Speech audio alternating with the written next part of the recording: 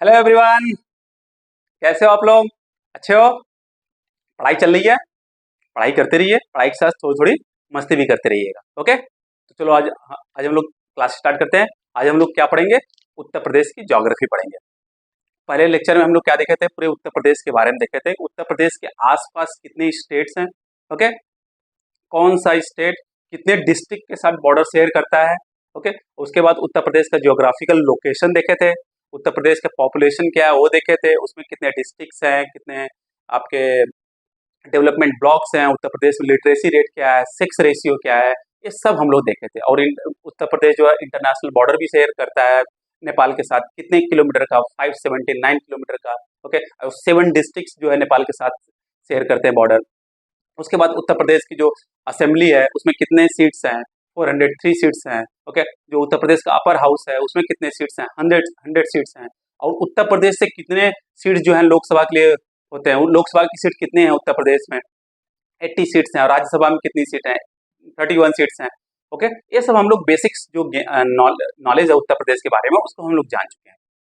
आज हम पढ़ेंगे ज्योग्राफी उत्तर प्रदेश की। और जो ज्योग्राफी है मेनली हम लोग पढ़ेंगे क्या? Land form. केवल अपना पूरा पूरा फोकस करेंगे आज के लेक्चर पे उत्तर प्रदेश के लैंड फॉर्म में, और समझेंगे जो कि एग्जाम पॉइंट ऑफ व्यू से बहुत इंपॉर्टेंट है। कोई भी एग्जाम आप लिखिए, उत्तर प्रदेश से रिलेटेड एग्जाम के लिए तो बहुत ज्यादा इंपॉर्टेंट है, और यूपीएससी के लिए भी इंपॉर्टेंट है, अदर स्टेट पीसीएस एग्जाम के लिए भी इंपॉर्टेंट है, ओके। तो कोई भी कॉम्पिटेटिव एग्जाम लिखिए सबके लिए इंपॉर्टेंट है। तो एक एक करके हम लोग देखेंगे, ओके। तो लैंड फॉर्म आज पढ़ेंगे उत्तर प्रदेश का, और हम पूरा का पूरा फोकस केवल और केवल उत्तर प्रदेश पे रहेगा, लैंड फॉर्म, ओके। हम लोग क्या पढ़ेंगे?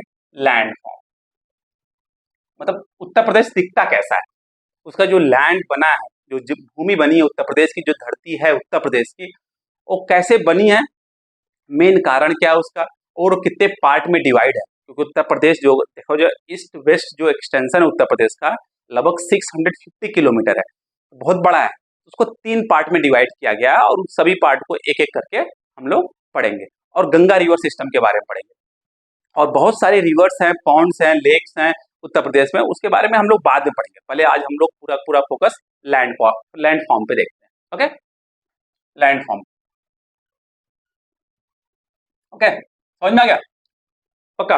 अब हम लोग अब उत्तर प्रदेश कितने पार्ट में डिवाइड है? जो उत्तर प्रदेश जो है 3 मेन पार्ट में डिवाइड है बेस्ड ऑन द जियोमार्फोलॉजी। जियोमार्फोलॉजी के बेस्ड में जो उत्तर प्रदेश की टोपोग्राफी है वो 3 पार्ट में डिवाइड है, ओके। टोपोग्राफी का मतलब क्या होता है? उत्तर मतलब दिखता कैसा है, उसकी सिचुएशन, उसकी स्थिति परिस्थिति कैसी है उसकी, उत्तर प्रदेश की, तो उसका लैंड फॉर्म कैसा है, ओके, वो पढ़ेंगे। उसके नदियों के बारे में पढ़ेंगे, पर्वत के बारे में पढ़ेंगे। ये सब जो होती है वो टोपोग्राफी के अंदर आती है। जियोमार्फोलॉजी क्या होती है? किसी जगह के की ओरिजिन कैसा है, उसका जियोलॉजिकल स्ट्रक्चर के बीच में उसका रिलेशन कैसा है, उन सब के बारे में पढ़ना है, वो जियोमार्फोलॉजी में आता है, ओके।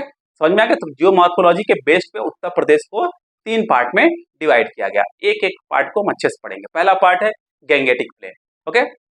दूसरा पार्ट है Shivalik, okay, Shivalik hills and Terai region. और तीसरा पार्ट है Vindhyan range and plateau region. तो एक एक पार्ट को हम अच्छे से पढ़ेंगे, समझेंगे, क्योंकि किसी भी कॉम्पिटेटिव एग्जाम के लिए बहुत ज्यादा इंपॉर्टेंट है। समझ में आ गया? Okay. Classification of Uttar Pradesh based on Uttar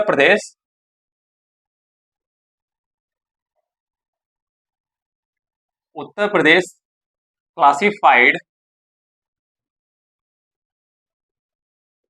into 3 main topographical region. 3 main topographical region based on geomorphology.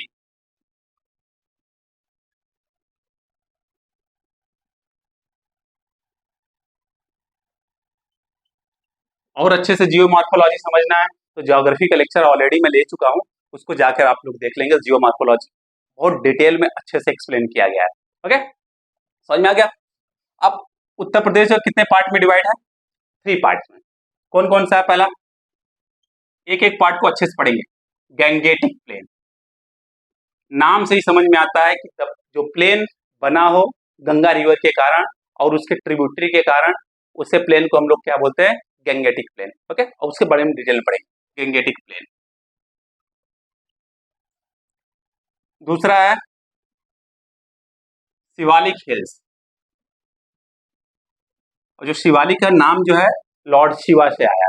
Okay, समझ में आ गया? Shivalik hills and Terai region, Terai region. Okay, next है विंध्यान रेंज, विंध्यान। ओके, जो विंध्याचल पर्वत है, ओके, वो वाला रेंज, विंध्यान रेंज।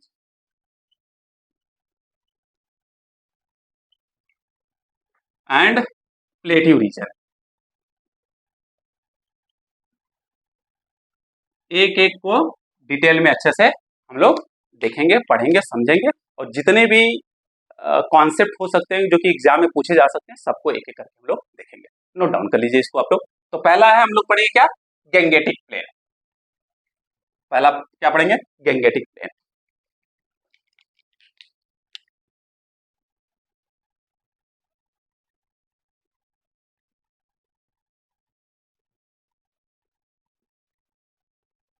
ओके, अब एक क्वेश्चन आएगा कि गैंगेटिक प्लेन बना कैसे है। तो ये जो है गंगा रिवर और जो गंगा रिवर की ट्रिब्यूटरीज है, गंगा मेनली जो गंगा रिवर और यमुना रिवर के कारण बनी है, और उनकी ट्रिब्यूटरीज है। ट्रिब्यूटरीज मतलब जो उनकी सहायक नदियां, जो छोटी छोटी नदियां आके गंगा रिवर में और यमुना रिवर में मिलती हैं। यमुना रिवर भी जो है प्रयागराज में संगम के पास जाकर गंगा जी में मिल जाती हैं। ओके, तो अब देखो होता क्या है, ये हमारा क्या है? उत्तर प्रदेश है, मान लो ये हमारा क्या है? ओके,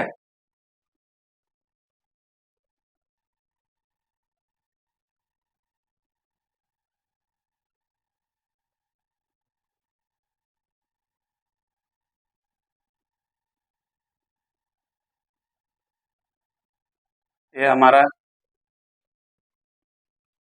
क्या है? उत्तर प्रदेश है।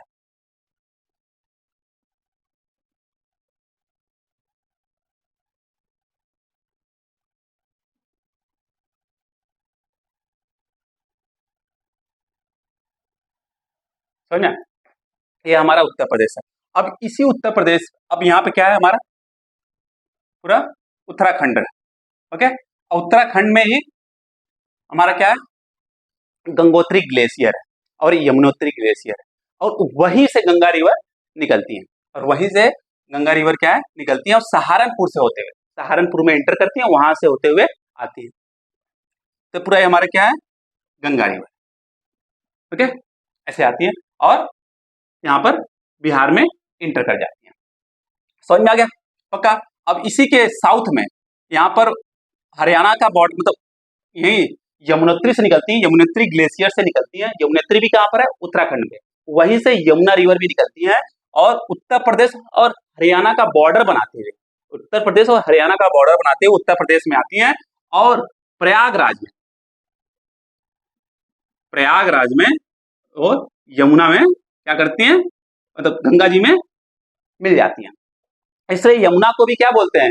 गंगा की ट्रिब्यूटरीज, क्योंकि गंगा में आकर वो मिल जा रही हैं, और आगे जो है गंगा जी चल रही है। समझ में आ गया? पक्का। ठीक उसी तरीके बहुत सारे रिवर्स हैं, हम लोग बाद में देखेंगे कौन कौन सी रिवर्स जो है गंगा जी में मिलती है और यमुना जी में मिलती है। अब बताओ, यह जो रिवर है गंगा जी है, वो कहाँ से आ रही है? गंगा रिवर कहाँ से आ रहा है? हिमालय से आ रहा है। अब हिमालय से जब आ रहा है, हिमालय है क्या?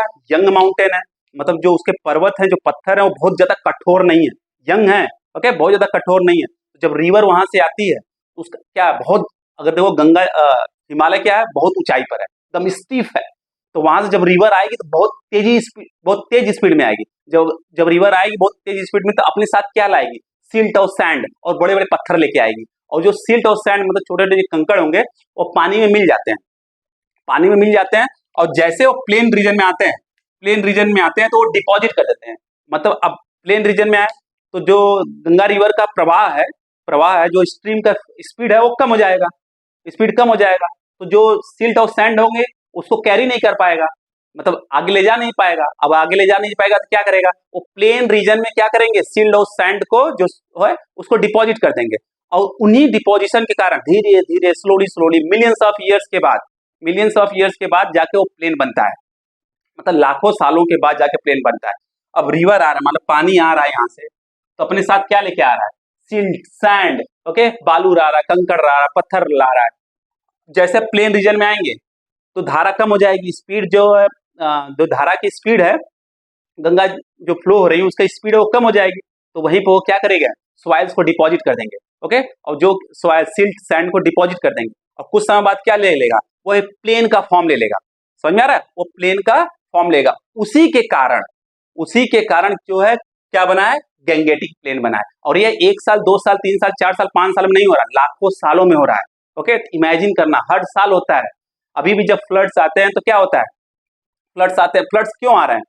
बहुत ज्यादा सिल्ट और सैंड लेके आती है, गंगा जी लेके आ रही है मान लो, ओके, और प्लेन रीजन में आती है तो उनका प्रवाह कम हो जाता है। प्लेन रीजन मतलब अब स्लोप मिल नहीं रहा है, ऊंचाई मिल नहीं रही है, तो रिवर तेज ना फ्लो करके धीरे फ्लो करती हैं। अब जब धीरे फ्लो कर रही हैं तो जो पानी में मिट्टी मिला हुआ है क्या होता है? धीरे धीरे वहीं पर डिपॉजिट होना लगता है।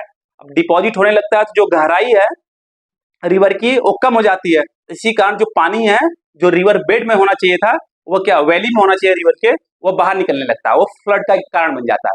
बात समझ में आ रही है? और उसी के कारण जब पानी सूखता है तो वही सिल्ट और सैंड क्या होता है? प्लेन का फॉर्म ले लेता है। समझ में आ रहा है? उसी उसी से क्या बना है? गैंगेटिक प्लेन बना है। पक्का समझ में आ गया? 100%। Okay okay. अब देखो जो गैंगेटिक प्लेन है वो उत्तर प्रदेश का 3/4 रीजन एक्वायर करता है। 3/4 मतलब 75% जो उत्तर प्रदेश का एरिया है उस वो किससे बना है? गैंगेटिक प्लेन है, वो गैंगेटिक प्लेन कहलाता है। ओके, अब इसकी उत्तर प्रदेश की अगर टोपोग्राफी देखा जाए, मतलब कैसा है उत्तर प्रदेश, तो ऑलमोस्ट कह सकते हो कि फ्लैट है। ऑलमोस्ट मतलब पूरा फ्लैट नहीं है, ओके, ऑलमोस्ट फ्लैट बोल सकते हो। और 3/4 रीजन उसका गंगा प्लेन से मिलकर बना हुआ है। Got it? और जो सिल्ट और सैंड ला के डिपॉजिट कर रहा है यहाँ पर, सिल्ट और सैंड मतलब हर साल कहीं ना कहीं फ्लड आते रहते हैं तो डिपॉजिट हो रहा है, तो जो प्लेन बनता है किस सॉइल के कारण बनता है? अलुवियल सॉइल के कारण। कौन से सॉइल के कारण? तो पूरा प्लेन किससे बना है? अलुवियल सॉइल या अलुवियम सॉइल। समझना क्या? तो जो रिवर है सिल्ट और सैंड लाती हैं और अपने आसपास, ये मतलब यहाँ पे रिवर फ्लो हो रहा है, यहाँ पे क्या आ रहा है? मतलब मिट्टी उट्टी डिपॉजिट हो जा रहे हैं, उसके कारण ये प्लेन बन रहा है। ओके, और ये प्लेन बना और उसमें सॉइल जो है वो कौन सा? अलुवियल सॉइल है। तो अलुवियल सॉइल हर साल जो होती है वो रिवर के आसपास के एरिया में क्या होता है? नया हो जाता है। जब नया हो जाता है तो सॉइल हर साल नया हो जाता है, इसलिए उस सॉइल की फर्टिलिटी बहुत ज्यादा हो जाती है। तो ये इसलिए इस एरिया में राइस की खेती, गेहूं की खेती, ओके, बारले, ग्राम, इस सब की खेती बहुत ज्यादा होती है।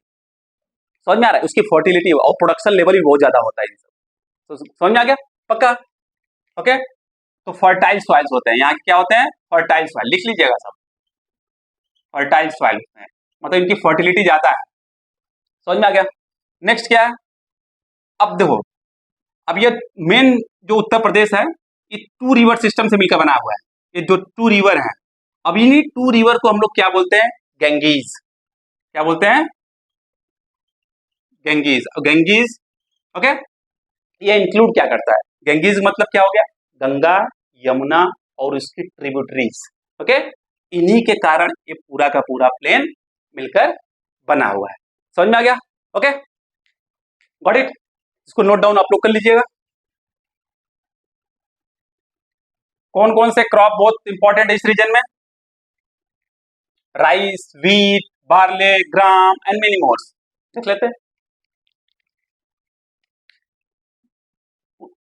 तो पूरा का पूरा 3/4 रीजन है और 75% जो रीजन है वह गैंगेटिक प्लेन का है पूरे उत्तर प्रदेश में। फर्टाइल अलुवियम सॉइल है यहाँ पे, अलुवियम सॉइल है जो कि बहुत फर्टाइल सॉइल है, बहुत उपजाऊ सॉइल है। इसलिए यहाँ पे जो खेती होती है, राइस की खेती, व्हीट हो तो गेहूं की खेती, बार्ले हो, ग्राम्स हो, ओके, एंड मेनी मोर्स।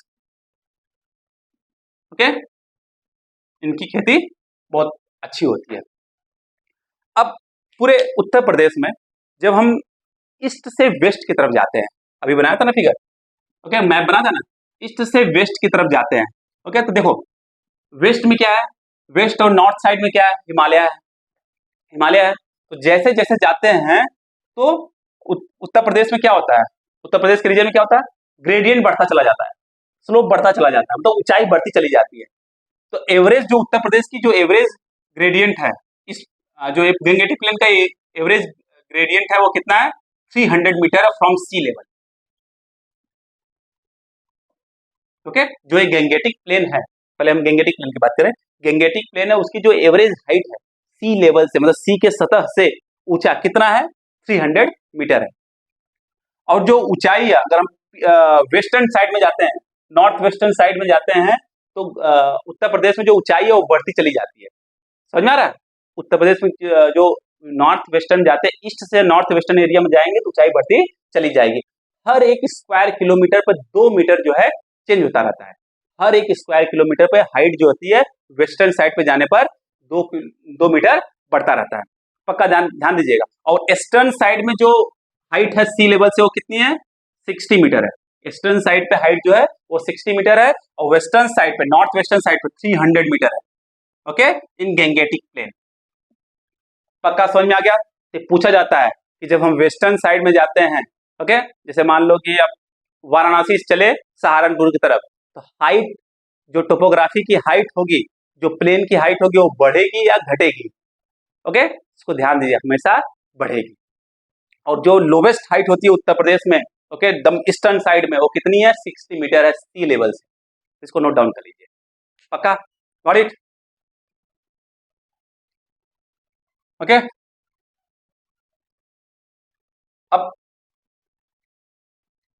अब गंगा प्लेन, जो गंगा प्लेन है, तो गंगा रिवर से मिलकर बना और गंगा के ट्रिब्यूटरी से, ध्यान दीजिएगा, ओके। इसमें बहुत सारे रिवर्स हैं, मतलब बहुत सारे ट्रिब्यूटरीज हैं। फर्स्ट थिंग है Ganga Yamuna Doab, Ganga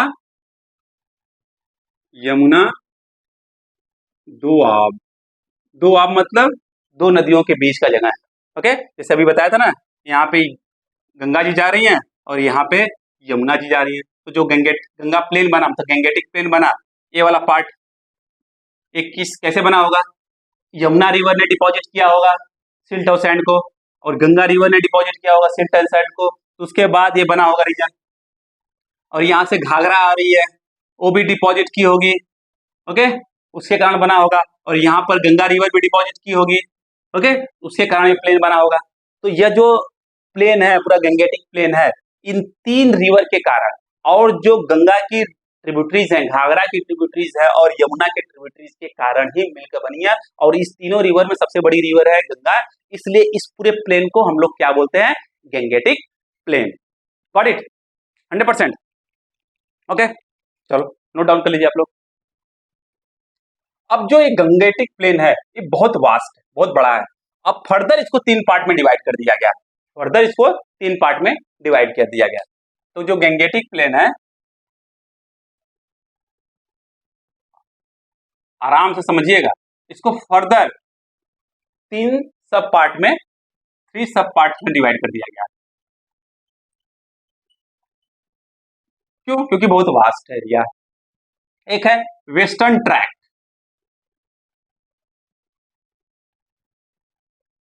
western tract, western tract मतलब जैसे सहारनपुर है, मुजफ्फरनगर है, गौतम बुद्ध नगर है, ये सब जो एरिया आ रहा है, ओके, तो वेस्टर्न, मेरठ है, सब वेस्टर्न ट्रैक्ट।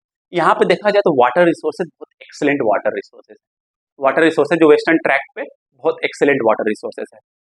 और इरिगेशन फैसिलिटीज बहुत खतरनाक है यहाँ की इरिगेशन फैसिलिटीज जो है बहुत अच्छा है। इसीलिए जो ग्रीन रिवोल्यूशन है वह यहाँ पर भी शुरुआत किया गया था, ग्रीन रिवोल्यूशन का। तो यहाँ पे जो है एक्सीलेंट वाटर रिसोर्स है, ध्यान दीजिएगा, excellent water resources, okay. One of the best irrigation infrastructure, मतलब best irrigation infrastructure, best irrigation infrastructure है। और बेस्ट एग्रीकल्चर प्रैक्टिसेस भी होते हैं, best one of the best कह सकते हो, one of the best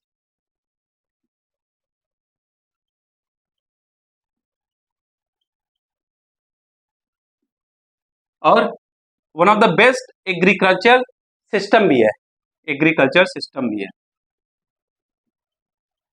best agriculture, best agriculture system का मतलब क्या है? यहाँ पे देखोगे तो यहाँ पे कोल्ड स्टोरेज होंगे, ओके, ट्रांसपोर्टेशन की सुविधाएं जो हैं, फैसिलिटीज जो हैं बहुत अच्छी होंगी, मार्केट होंगे, मतलब आप कुछ भी प्रोड्यूस कर रहे हो, कुछ भी पैदा कर रहे हो, ओके, तो उसको सही समय पर आप ट्रांसपोर्ट कर कर मार्केट में ले जाकर वहाँ पे सेल कर सकते हो। और कुछ चीज़ों को अगर आप सेल नहीं करना चाहते हो, जैसे पोटैटो हुआ, कोई और चीज़ें हुए, उसको कोल्ड स्टोर में रखना चाहते हो, तो इस लाइक वेस्टर्न ट्रैक में फैसिलिटीज अच्छे हैं, आप वहाँ पर कर सकते हो। इसलिए बोल सकते हो कि जो वेस्टर्न ट्रैक है वहाँ पे एक्सीलेंट वाटर रिसोर्सेज के साथ, बेस्ट इरिगेशन इंफ्रास्ट्रक्चर के साथ, बेस्ट एग्रीकल्चर प्रैक्टिसेस के साथ एग्रीकल्चर सिस्टम भी बेस्ट है।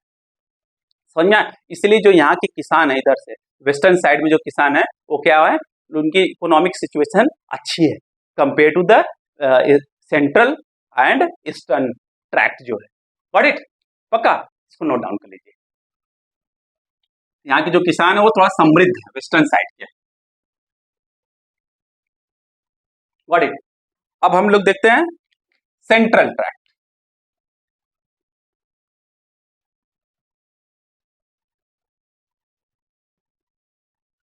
सेंट्रल ट्रैक्ट, अब जैसे सेंट्रल ट्रैक्ट में हम लोग आते हैं, ओके, सेंट्रल ट्रैक्ट में जो यूपी का हमने बताया था, मान लो जो यहाँ से यूपी स्टार्ट हो रहा है, ओके, यहाँ तो गया, तो जो ये सेंट्रल पार्ट है, ओके, यहाँ पे इरिगेशन जो फैसिलिटीज है वो भी बहुत अच्छा है, एक्सटेंसिव इरिगेशन फैसिलिटीज है,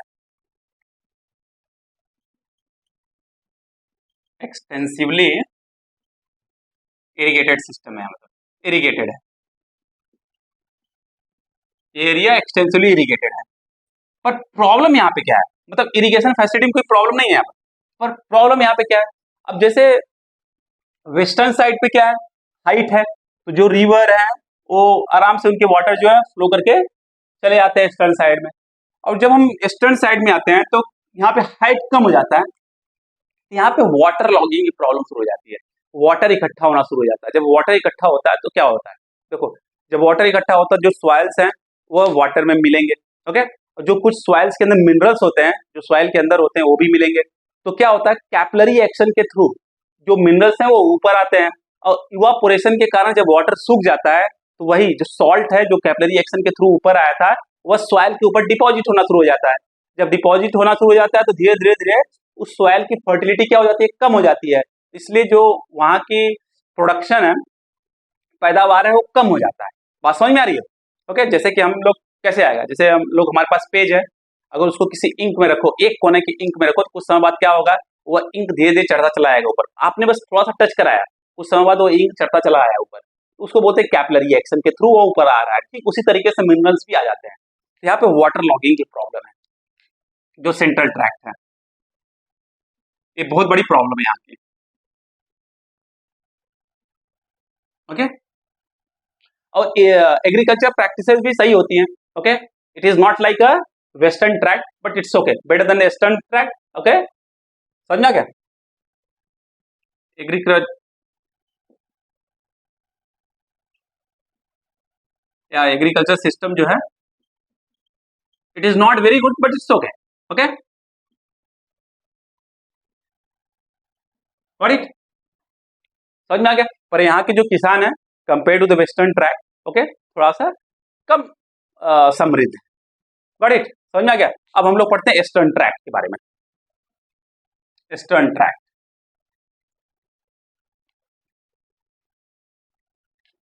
थर्ड,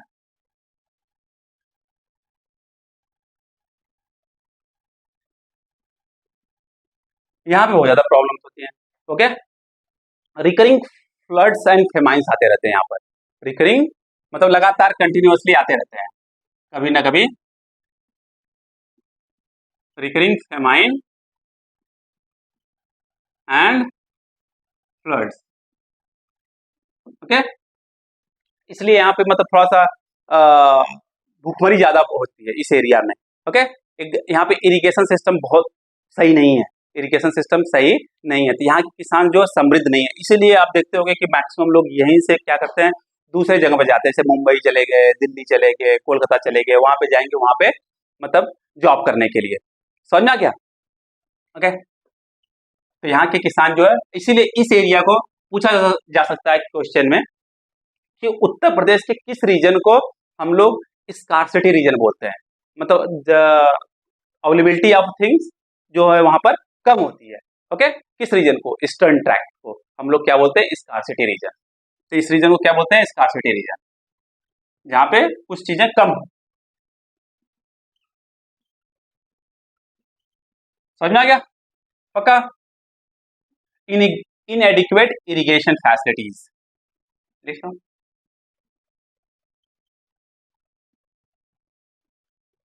इरिगेशन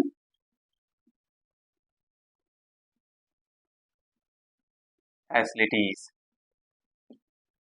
समझ में आ गया? पक्का? इसको नोट डाउन कर लीजिए। ये हमारा हो गया क्या? Gangetic plain. पूरा gangetic plain Ganga, Yamuna river और जो उनके ट्रिब्यूटरी हैं, उनके जो सिल्ट और सैंड लेकर आती हैं, उनके जो डिपॉजिट करती हैं, तो उनके कारण ये पूरा प्लेन बना है। और ये पूरा प्लेन जो है पूरे उत्तर प्रदेश का 3/4 रीजन है, 3/4 एरिया है, मतलब 75% एरिया है लगभग। ओके, इसको नोट डाउन करिए। अब नेक्स्ट पढ़ते हैं Shivalik hills and Terai region. Shivalik hills and Terai region, उससे पढ़ने से पहले फिर से हम थोड़ा सा उत्तर प्रदेश का मैप बना लेते हैं।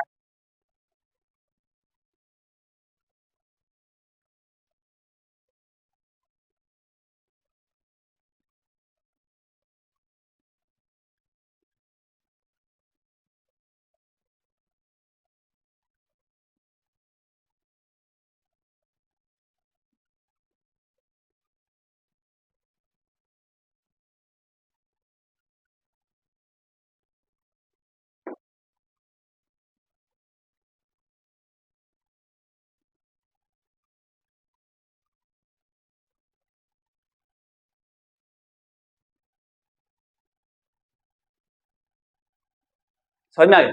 ओके, अब देखो यहाँ पे क्या है, ये वाला जो पार्ट है उत्तराखंड है।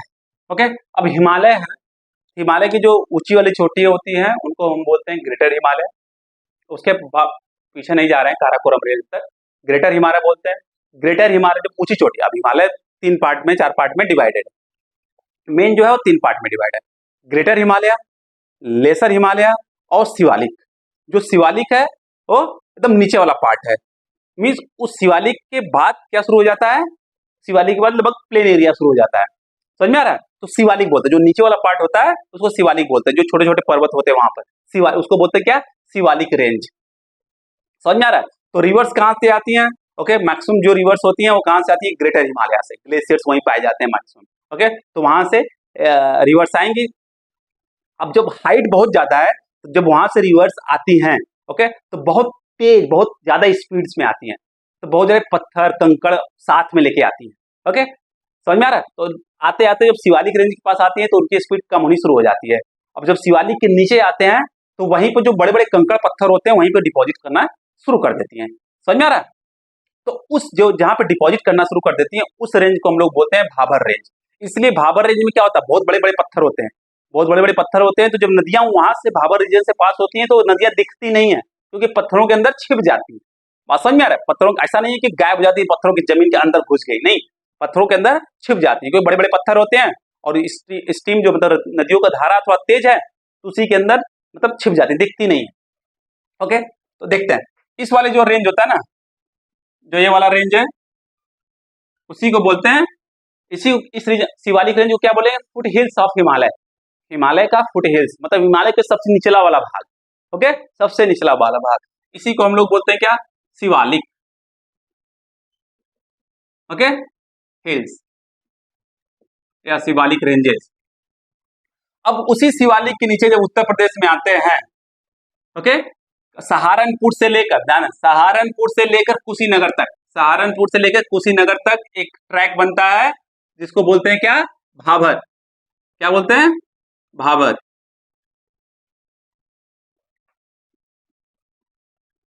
भाबर। और इसी भाबर रीजन में क्या होता है, बड़े बड़े कंकड़ पत्थर होते हैं, पेबल्स होते हैं। ओके, अब उन्हीं बड़े बड़े कंकड़ पत्थर के कारण रिवर दिखती नहीं, इसलिए हम लोग क्या बोलते हैं, रिवर डिसअपियर, रिवर गायब हो गया। ओके, समझ में आ रहा है।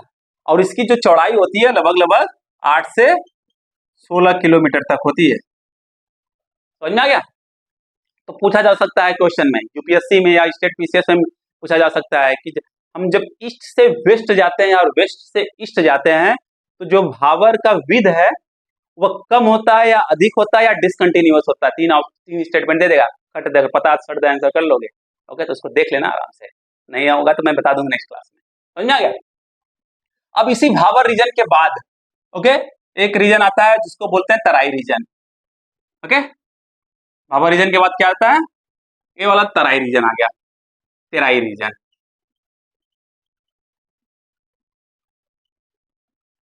तेराई रीजन, अब यही जो भाबर रीजन में नदियां गायब हो गई, एक्चुअली गायब होने का मतलब नहीं कि छूमंतर हो गई, वो बड़े बड़े पत्थरों के कारण वो दिख नहीं रही है। ओके, तो अब इसी तराई रीजन के अंदर वो दिखने शुरू हो जाती है। इसी तराई रीजन के अंदर क्या हो जाती है, शुरू हो जाती है। और इस तराई रीजन थोड़ा सा स्वैम्पी होता है, मतलब थोड़ा दलदली टाइप का होता है। ओके, मार्सी होता है, यहाँ पे फॉरेस्ट होते हैं, यहाँ पेड़ पौधे ज्यादा होते हैं और यहाँ पे फ्लड आने की संभावनाएं जो होती हैं अधिक होती हैं, क्योंकि यहाँ पे एक्सटेंसिव रेनफॉल होता है, सबसे पहली बात। और दूसरी बात, नदियां यहीं पर डिसअपियर होती हैं, यहीं पर नदियां क्या होती हैं, अपीयर होती हैं भाबर रीजन के बाद। और इसकी जो विद होती है वह लगभग लगभग 15 से 30 किलोमीटर तक की होती है। समझ में आ रहा है। तो ये रीजन ऐसा नहीं कि बहुत ज्यादा फर्टाइल रीजन है। ओके, क्योंकि यहाँ पे थोड़ा स्वैम्पी रीजन है, मार्सी रीजन है, रेनफॉल ज्यादा होता है, फ्लड्स ज्यादा आते हैं। पक्का समझ में आ रहा है। ओके, तो पैरेलल होती है शिवालिक रेंज के, और तुम कह सकते हो आप लोग की पैरेलल होती है भाबर रेंज के। गॉट इट, पक्का। अब इसी के बाद जब वो गंगा यमुना आती हैं, ओके, तो यहाँ पर अपना प्लेन बनाती हैं, रीजन बनाती हैं। तो जो गंगा रिवर की जो बेड के पास, मान लो गंगा रिवर यहाँ है, बह रही है, इसके बेड के पास ये आसपास का जो रीजन होता है उसको खादर बोलते हैं। ओके, खादर बोलते हैं, मतलब नया जो सॉइल होता है उसको खादर रोड बोलते हैं। और उस खादर के जस्ट बाद में जो रीजन होता है, ये वाला रीजन, मान लो ये वाला रीजन जो पुराना हो गया सॉइल उसको भांगर बोलते हैं। क्या बोलते हैं, भांगर। समझ में आ गया, पक्का। तो जो नया सॉइल होता है उसको खादर बोलते हैं, और जो ओल्ड सॉइल होते हैं उसको क्या बोलते हैं, भांगर बोलते हैं। इसको ध्यान दीजिए। और जिस सॉइल के अंदर मतलब कंकड़ पत्थर होते हैं उनको भाबर बोलते हैं। अब कौन सा ऐसा रीजन है जो मार्सी रीजन है, स्वैम्पी रीजन है, फॉरेस्ट एरिया ज्यादा है, ऐसा क्वेश्चन आता है तो तेराई रीजन है। इसको ध्यान दीजिएगा। ओके, अब शिवालिक के बाद क्या आता है, अगर पूछ लिया जाए कि जब हम नॉर्थ से लेकर साउथ तक आ रहे हैं, नॉर्थ से साउथ तक आते हैं, ओके, 4 स्टेटमेंट दे दिया, उसको मतलब करेक्ट ऑर्डर में आपको सिंक करना है, मतलब मैच करना है करेक्ट ऑर्डर में। सबसे पहले शिवालिक हो गया, भाबर हो गया, फिर उसके बाद क्या हो गया, तराई हो गया, फिर तराई के बाद क्या हो गया, भांगर, या आप बोल सकते हो कि खादर रीजन और गंगेटिक प्लेन वाला रीजन है, सब चीजें समझ में आ गया। अगर पता है फट करो, फट दे आंसर आ जाएगा। ओके, तो नोट डाउन कर लीजिए।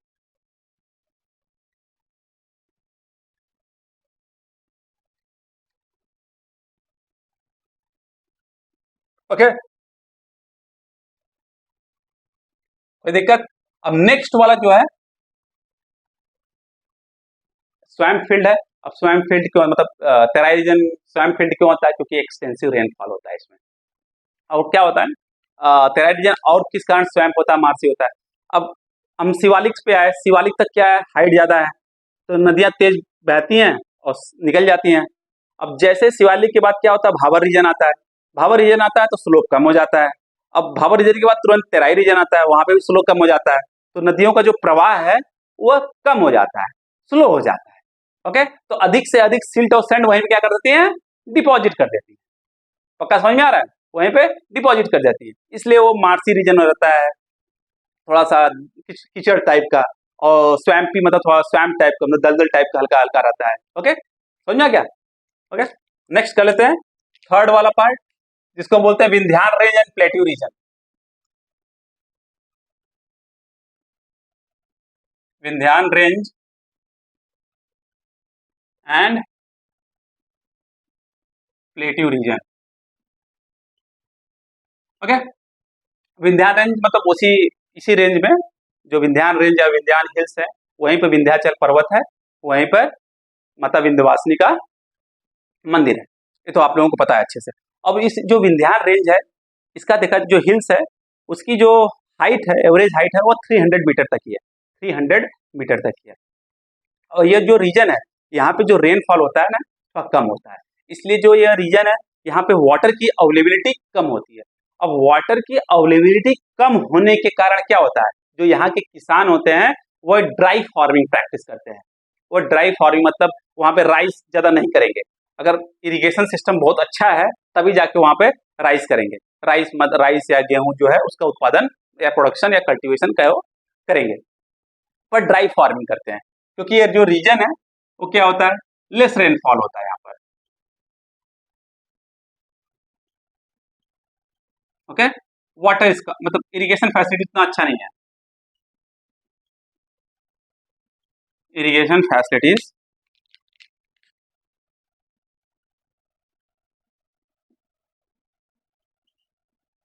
Not good. The farmers practice क्या करते हैं,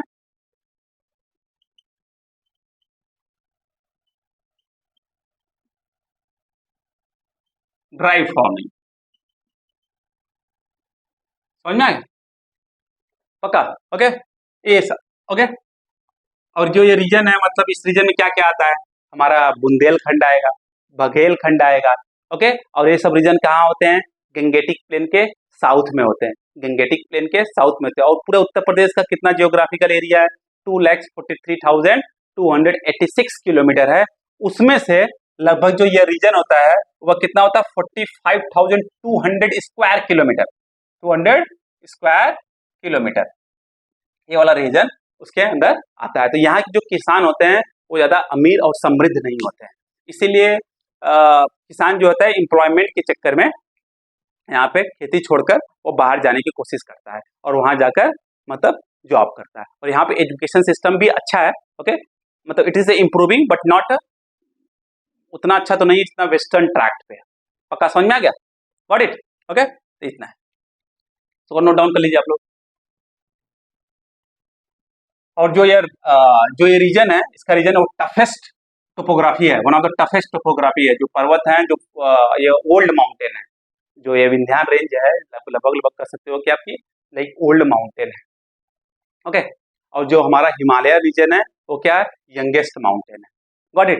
तो आपको मतलब उत्तर प्रदेश जो है पूरा वो 3 पार्ट में डिवाइड है, समझ में आ गया। गंगेटिक प्लेन में है, Shivalik hills and Terai region है। तो आपको शिवालिक हिल्स क्या है वो समझ में आ गया। जो हिमालय है उसका जो सबसे ऊंची चोटी होती है उनको हम लोग ग्रेटर हिमालय हिमालय बोलते हैं। उससे जब नीचे आते हैं तो लेसर हिमालय होता है, उससे नीचे जब आते हैं तो उसको शिवालिक हिल्स या शिवालिक रेंज बोलते हैं। वहीं से स्टार्ट हो जाता है, जब नीचे आओगे तो foot hills of Himalaya. Okay, तो हिमालय का फुट हिल्स। ओके, अब उसी के बाद भाबर रीजन स्टार्ट होता है, फिर तराई रीजन स्टार्ट होता है। और जैसे जैसे नीचे चलते चले आएंगे स्लोप कम होना शुरू हो जाएगा।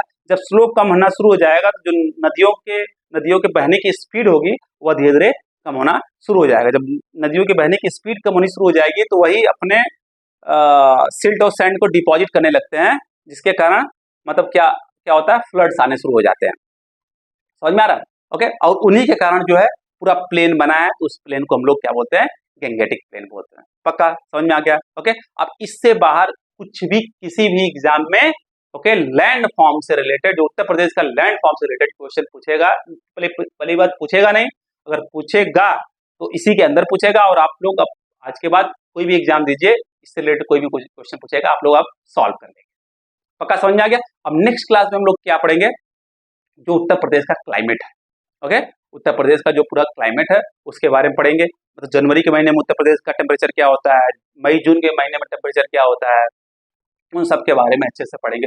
मेटेरोलॉजिकल बेस्ड पे उत्तर प्रदेश को कितने पार्ट में डिवाइड किया गया है वो सब पढ़ेंगे अच्छे से। ओके, तो आज के लिए बस इतना ही। ओके, अब इससे रिलेटेड कोई भी डाउट्स हो तो आप पूछ सकते हो। ओके, तो आज के लिए बस इतना ही। जाने से पहले अगर लेक्चर पसंद आया हो तो प्लीज इसको लाइक करिए, शेयर करिए, सब्सक्राइब करिए, बेल आइकन दबा दीजिए जिससे आपको नोटिफिकेशन मिले जैसे ही मैं वीडियो अपलोड करूं। Okay, bye bye, take care. पढ़ते रहिए, कंपटीशन बहुत ज्यादा है। Bye bye, take care.